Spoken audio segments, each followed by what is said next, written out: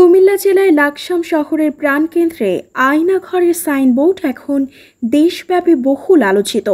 সাবেক প্রধানমন্ত্রী শেখ হাসিনা সরকারের ১৬ বছরের শাসন আমলে লাকসাম থানার সামনে প্রতিষ্ঠিত কাচের দেয়াল ঘিরে ছিল সাবেক এলজিআরডি মন্ত্রী মোহাম্মদ তাজুল ইসলামের শ্যালক উপজেলা আওয়ামী লীগের সাধারণ সম্পাদক মাহমুদ আলীর ব্যবসায়িক কার্যালয় এমআর গ্যালারি, যা এখন দর্শনীয় স্থান।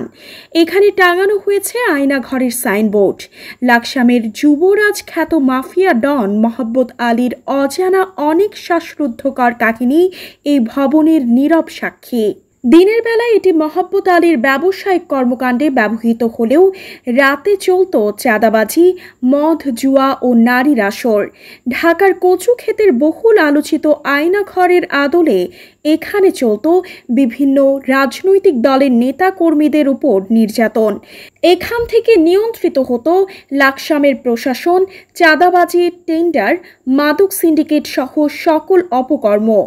লাকসামের সাধারণ মানুষের ও বিএনপি জামাতের নেতা কর্মীদের ওপর স্টিম রোলার চালানোর প্রধান কার্যালয় ছিল থানার সামনের এই ভবনটি।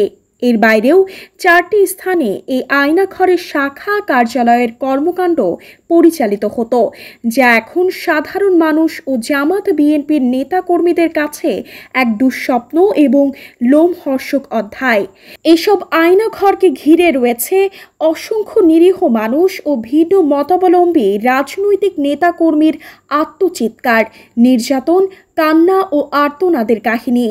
লাকসামের 2 খলিফা খ্যাত চেয়ারম্যান নিজামুদ্দিন শামীম ও ওমর ফারুক চেয়ারম্যানের কার্যালয় গোবিন্দপুর ও কান্দিরপাড়ে ছিল 2টি শাখা আয়নাঘরের কর্মকাণ্ড।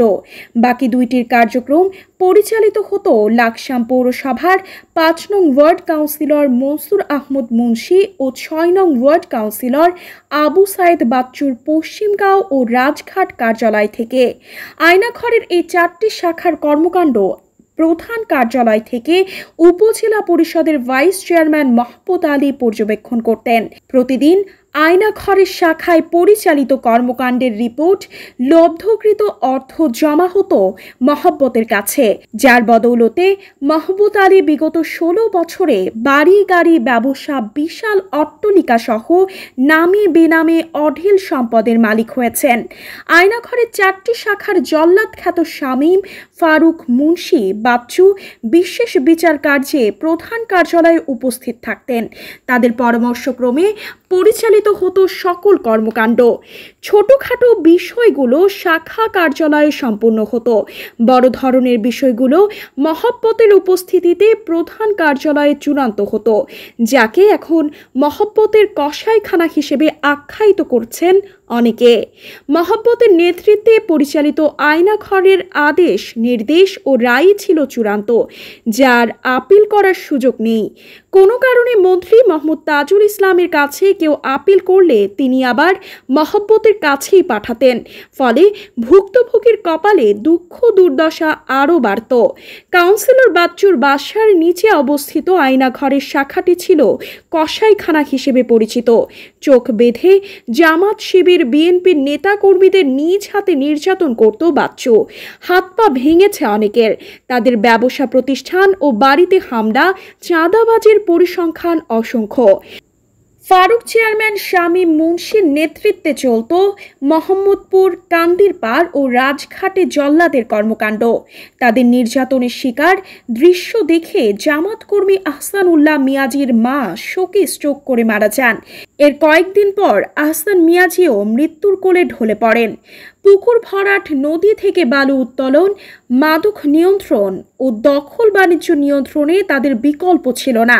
শতাধিক জামাত বিএনপির নেতা কর্মীকে নির্মমভাবে নির্যাতন চালানোর অভিযোগ রয়েছে তাদের বিরুদ্ধে। অভিযোগকারীদের মধ্যে রয়েছেন সাংবাদিক মনির আহমদ, সাংবাদিক আব্দুল জলিল, বেলাল রহমান মজুমদার, মাহবুবুর রহমান মানিক, মাসুদ রানা, মাহবুব সিকদার, আর্মি ফারুক, শফিউল্লাহ, মিনু মিয়া, সালেহ আহমেদ প্রমুখ।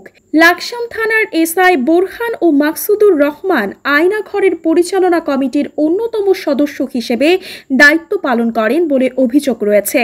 পুলিশি হুমকি ও হয়রানির মাধ্যমে তারা ছিলেন আয়নাঘর ও মহব্বত আলীর জন্য নিবেদিত।